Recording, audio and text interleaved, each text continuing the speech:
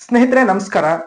ದೇಶದಲ್ಲಿ ಎಂಎಲ್ಎ ಎಂಎಲ್ಸಿಗಳು ಎಷ್ಟಿದ್ದಾರೆ, ಅವರ ಸಂಬಳ ಎಷ್ಟು, ರಾಜ್ಯಸಭೆ ಮತ್ತು ಲೋಕಸಭೆಯ ಸಂಸದರು ಎಷ್ಟಿದ್ದಾರೆ, ಅವರ ಸಂಬಳ ಎಷ್ಟು, ಅವರಿಗೆ ಸಿಗ್ತಕ್ಕಂತಹ ಸವಲತ್ತುಗಳೇನು ಅನ್ನುವುದನ್ನ ಇವತ್ತಿನ ಒಂದು ವಿಡಿಯೋದಲ್ಲಿ ತಿಳಿದುಕೊಳ್ಳೋಣ.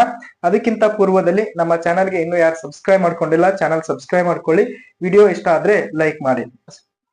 ಭಾರತವು 4120 ಶಾಸಕರು, 462 ಎಂಎಲ್ಸಿಗಳು, ಒಟ್ಟು ಸೇರಿ 4582 ಶಾಸಕರಿದ್ದಾರೆ. ಪ್ರತಿ ಶಾಸಕರಿಗೆ ವೇತನ ಸೇರಿ 2 ಲಕ್ಷ ರೂಪಾಯಿ, ಅಂದ್ರೆ 91,64 ಲಕ್ಷ ರೂಪಾಯಿಗಳು. ಇದರ ಪ್ರಕಾರ ವರ್ಷಕ್ಕೆ ಸರಿಸುಮಾರು 1100 ಕೋಟಿ ರೂಪಾಯಿ ಕೇವಲ ಈ ಎಲ್ಲಾ ಶಾಸಕರಿಗೆ ಖರ್ಚಾಗುತ್ತೆ. ಇನ್ನು ಲೋಕಸಭೆ ಮತ್ತು ರಾಜ್ಯಸಭೆಯ ವಿಚಾರಕ್ಕೆ ಬರೋದಾದ್ರೆ, ಲೋಕಸಭೆ ಮತ್ತು ರಾಜ್ಯಸಭೆಯಲ್ಲಿ 776 ಸಂಸದರಿದ್ದಾರೆ. ಪ್ರತಿ ಸಂಸದರಿಗೂ ಮಾಸಿಕವಾಗಿ 5 ಲಕ್ಷ ರೂಪಾಯಿ, ಅಂದ್ರೆ ಒಟ್ಟು ವೇತನ ತಿಂಗಳಿಗೆ 38 ಲಕ್ಷ ಕೋಟಿ 80 ಲಕ್ಷ ರೂಪಾಯಿಗಳು ಇಲ್ಲಿ ಎಲ್ಲಾ ಸಂಸದರಿಗೆ ಕೊಡಲಾಗುತ್ತೆ. ವರ್ಷದ ಲೆಕ್ಕಾಚಾರ ಮಾಡಿದ್ರೆ ಈ ಎಲ್ಲಾ ಸಂಸದರಿಗೂ 465 ಕೋಟಿ 60 ಲಕ್ಷ ರೂಪಾಯಿ ವೇತನವಾಗಿ ನೀಡಲಾಗುತ್ತೆ. ಅಂದ್ರೆ ಭಾರತದಲ್ಲಿ ಶಾಸಕರು ಮತ್ತು ಸಂಸದರು ವರ್ಷಕ್ಕೆ 154 ಲಕ್ಷ 65 ಕೋಟಿ 60 ಲಕ್ಷ ರೂಪಾಯಿಗಳನ್ನ ಕೇವಲ ವೇತನವಾಗಿ ಪಡೆದುಕೊಳ್ಳುತ್ತಾರೆ. ಇದರಲ್ಲಿ ಅವರ ಮೂಲ ವೇತನ, ಇತರ ಭತ್ಯೆಗಳು, ಅವರ ಪ್ರವಾಸ ಭತ್ಯೆ, ಅವರ ವಸತಿ, ಜೀವನಾಧಾರ ಈ ಎಲ್ಲಾ ಸೇರಿರುತ್ತೆ. ಅಂದ್ರೆ ಈ ಶಾಸಕರು ಮತ್ತು ಸಂಸದರು ವರ್ಷಕ್ಕೆ 30 ಕೋಟಿ ರೂಪಾಯಿಗಳನ್ನ ಪಡೆದುಕೊಳ್ತಾರೆ.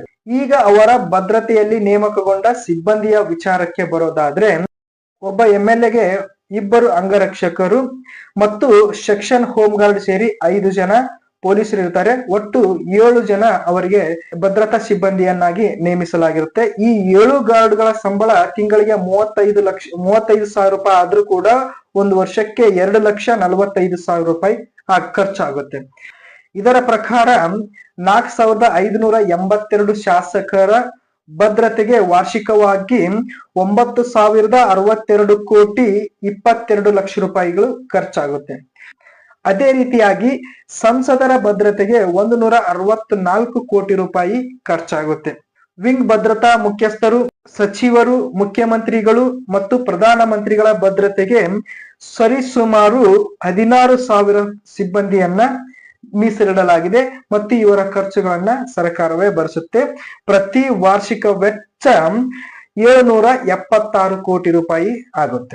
ಅಂದ್ರೆ ರಾಜಕಾರಣಿಗಳಿಗೆ ವಾರ್ಷಿಕವಾಗಿ 50 ಕೋಟಿ ರೂಪಾಯಿ ಖರ್ಚಾಗುತ್ತೆ.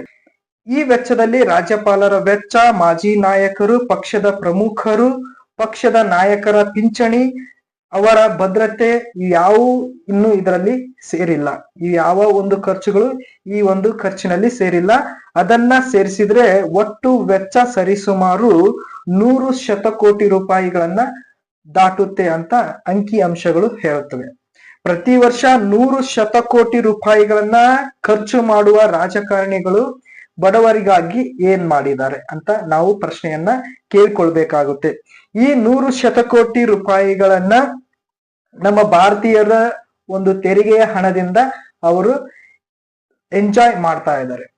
ಇಷ್ಟೆಲ್ಲಾ ಖರ್ಚುಗಳನ್ನ ತಪ್ಪಿಸ್ಬೇಕಂತ ಹೇಳಿದ್ರೆ ದೇಶದಲ್ಲಿ 2 ರೀತಿಯ ಕಾನೂನುಗಳನ್ನ ಜಾರಿಗೆ ತರಬೇಕು. ಮೊದಲನೆಯದು ಚುನಾವಣಾ ಪ್ರಚಾರದ ಮೇಲೆ ನಿಷೇಧ ಇರಬೇಕು. ಟಿವಿ, ಸೋಷಿಯಲ್ ಮೀಡಿಯಾದಲ್ಲಿ ಆ ಚುನಾವಣಾ ಪ್ರಚಾರದ ಜಾಹೀರಾತನ್ನ ಅಥವಾ ಅಡ್ವರ್ಟೈಸ್ಮೆಂಟ್ ಅನ್ನ ಕೊಡಬೇಕು. ಎರಡನೆಯದು ನಾಯಕರ ಸಂಬಳ ಮತ್ತು ಇತರ ಭತ್ಯೆಗಳನ್ನ ನಿಷೇಧ ಮಾಡಬೇಕು. ಆಗ ತಿಳಿಯುತ್ತೆ ರಾಜಕಾರಣಿಗಳ ದೇಶಭಕ್ತಿ ಎಷ್ಟು ಇದೆ ಅಂತ. ಈ ದುಂದು ವೆಚ್ಚದ ಬಗ್ಗೆ ಪ್ರತಿಯೊಬ್ಬ ಭಾರತೀಯನು ಧ್ವನಿ ಎತ್ತಬೇಕಾದಂತಹ ಪರಿಸ್ಥಿತಿ ಈಗ ನಿರ್ಮಾಣವಾಗಿದೆ. ಸ್ನೇಹಿತರೆ, ನಿಮಗೆ ಏನ್ ಅನ್ನಿಸ್ತು ಈ ಒಂದು ಖರ್ಚು ವೆಚ್ಚಗಳ ಬಗ್ಗೆ ಅದನ್ನ ಕಮೆಂಟ್ ಮೂಲಕ ತಿಳಿಸಿ. ಇನ್ನು ನಮ್ಮ ಚಾನಲ್ಗೆ ಯಾರು ಸಬ್ಸ್ಕ್ರೈಬ್ ಮಾಡ್ಕೊಂಡಿಲ್ಲ, ಚಾನಲ್ ಸಬ್ಸ್ಕ್ರೈಬ್ ಮಾಡ್ಕೊಳ್ಳಿ. ವಿಡಿಯೋ ಇಷ್ಟ ಆದ್ರೆ ಲೈಕ್ ಮಾಡಿ. ನಮಸ್ಕಾರ.